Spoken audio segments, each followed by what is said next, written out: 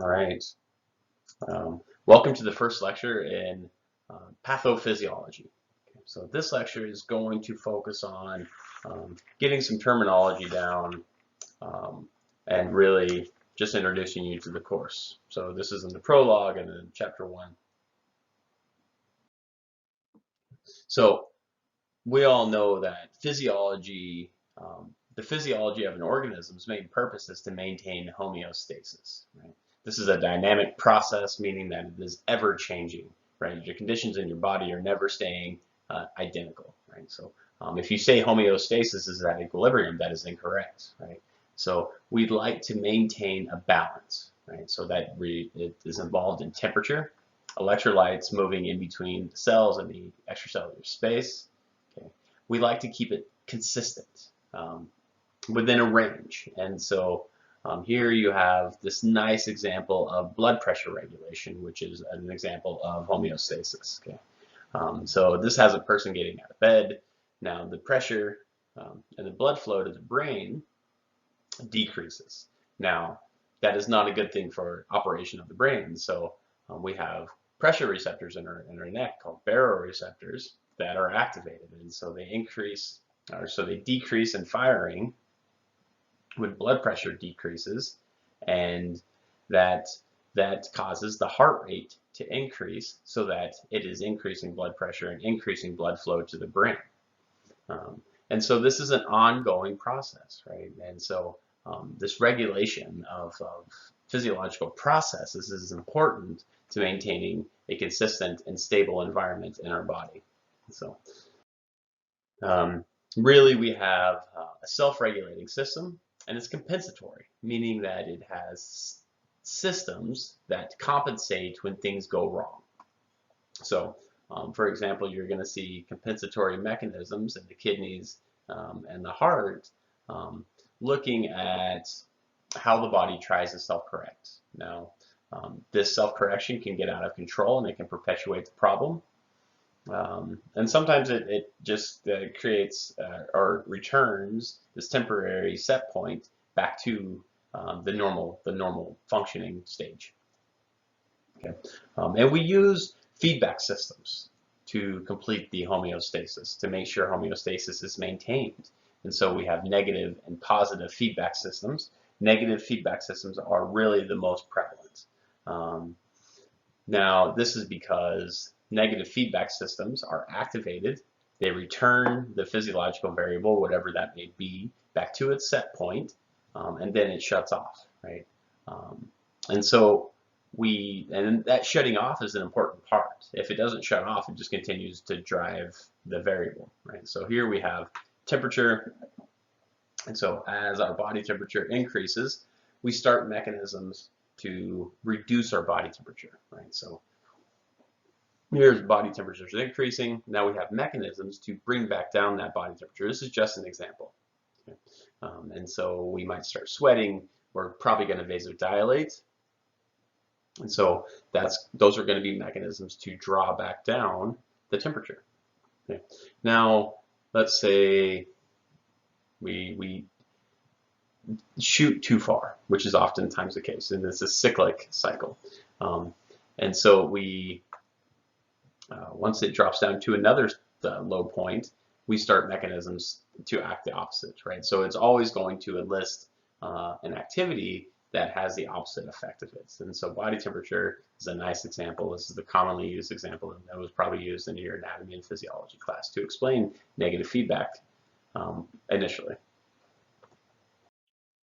Okay. Now, we know that there are positive feedback systems too. And so positive feedback systems are fewer in example, but some nice examples are blood clotting, which ultimately is a negative feedback system, but it's a positive feedback system because clotting factors activate one another and they keeps on moving forward. Okay. Childbirth is another example of positive feedback systems. So when it's time to give birth, the baby's head moving into the birth canal right here through the cervix and into the vagina um, will stimulate stretch receptors, and specifically its movement through the cervix. Okay, so the movement through the cervix stretches stretch receptors. Now remember that those are mechanoreceptors. These mechanoreceptors send more signals to the hypothalamus to cause more release of oxytocin from the posterior pituitary. Okay. This release of oxytocin from the posterior pituitary stimulates the uterus to contract stronger, right? So further pushing the fetus through the birth canal. Okay. This goes and goes and goes, and it's self-perpetuating until the fetus and the placenta are free and clear of the birth canal. That is a positive feedback system. Okay. So make sure you can understand the difference between those two. Okay. So note that we might use, so for the example in the blood clotting mechanism, we see blood clotting be an example of positive feedback because clotting factors perpetuate themselves, right? And they continue to act on one another, but they're stopping the ultimate stimulus, and that is blood loss, right? So that would be really, this is a combination of positive and negative feedback systems. So factors that determine normality. Okay, so we know that normal is only normal for you, right? It might be normal for you, but it might be different from somebody else. And so we have factors that play into this. So with age, for example, body temperature. So as we get older and older and older, our body becomes less equipped to produce body heat. Okay, and older individuals usually run at a lower operating temperature. Not very much, but they will run at a lower operating temperature. Okay. Gender, we know that physiological variables and pathophysiology is based, I'm not based, it's not based on, it's affected by gender, so male or female. Okay. Genetic and ethnic background, we see that certain ethnicities are more susceptible to certain disease states. Okay. We also know that genetic factors play a huge role in the development of disease states. So we're going to talk about congenital diseases that are completely genetic, and then it can sometimes combine with your environment. Okay. Geographic area. So individuals from certain parts of the world or the country will vary in their geographic area that determine factors of normality. Time of day. So we see that cortisol secretion is highest in the morning to get you ready for the day, to make you alert, ready to go. Whereas later on, levels of cortisol, because you need to reduce your awareness of things so you can get some sleep, cortisol secretion starts to decrease and melatonin secretion starts to increase based on when you take that measurement. And so normality is not a consistent thing across the spectrum. Yeah. Environment. How is your body acting in different environments, right? So altitude, temperature, your body responds differently. So for example, if you're in a freezer, like a walk-in freezer, your body behaves differently than it normally would. Okay, so the take home from this slide is that findings are only relevant to an individual's normal, right? So it's important to have that baseline of an individual's normal operating physiological function and compare that to their new function, right? So you need to get a comprehensive picture. Okay. So here's some terminology that you're going to see in this course and that you need to be familiar with, and you just need to be able to rattle off these definitions, because if you don't, you're not going to be able to follow along very well, right? So an etiology is a cause of a disease, right? So we see that all disease states that we're going to discuss in this class have etiologies.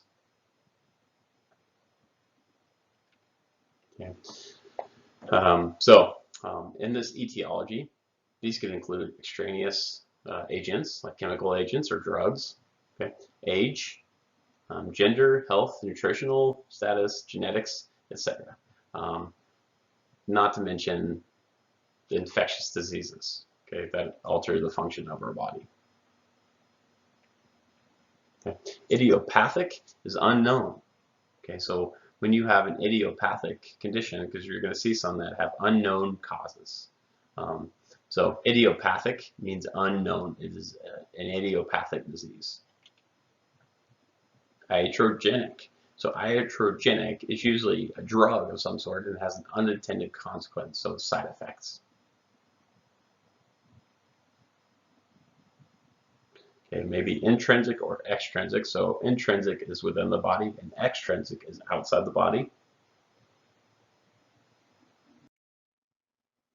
Okay, so in continuing this discussion of pathophysiology terminology that you need to be aware of, pathogenesis is the development or evolution of a disease. So we talk about the pathogenesis of some disease states. Okay, and so this can be affected by the time, the quantity of the disease that we're talking about. So now when you're looking at this, specifically cancer would be a nice example of this. Location of it, and morphological changes. This is highly applicable to cancer.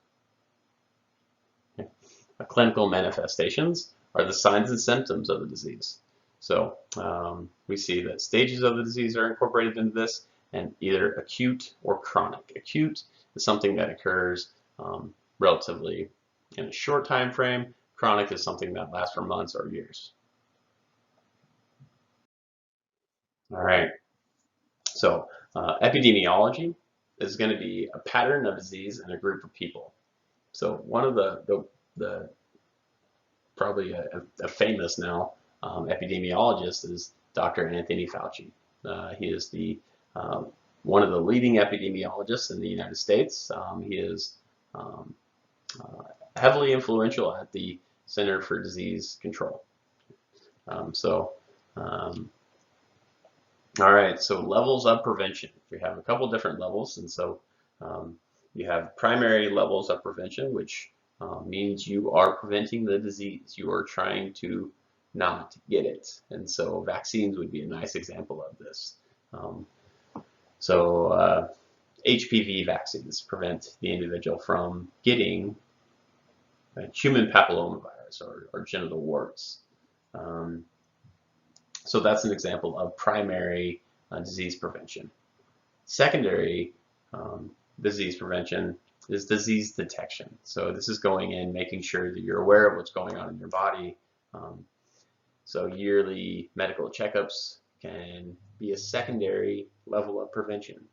And pap smears and physicals would be accounted for this. And then tertiary prevention is trying to prevent problems from the disease from occurring.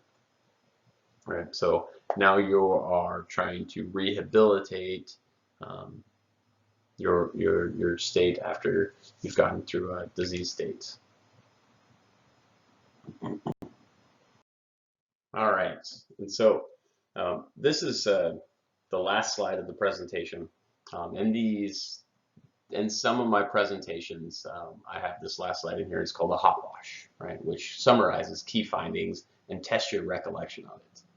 So I try to use this in classes at all possible cases, but it's not always possible. From this lecture, you need to be able to tell me, what is homeostasis? How is homeostasis controlled? Okay, give me an example of that. Body temperature, blood pressure, nice examples of it. Okay, what is a negative feedback system and what is a positive feedback system, and how do they differ? Right? Can you give me an example of each one? Okay. What happens if homeostasis is not controlled? Right. So, in case you're wondering, you get the development of disease states. Right. So, homeostasis is not always about the big picture, about the body, but maybe about organ function. Okay. Can you define key terminology presented in this lecture? Okay, so an example of that is, what is an etiology? So you should already know what that is, and it's going to help you a lot in this chapter. All right, until next time.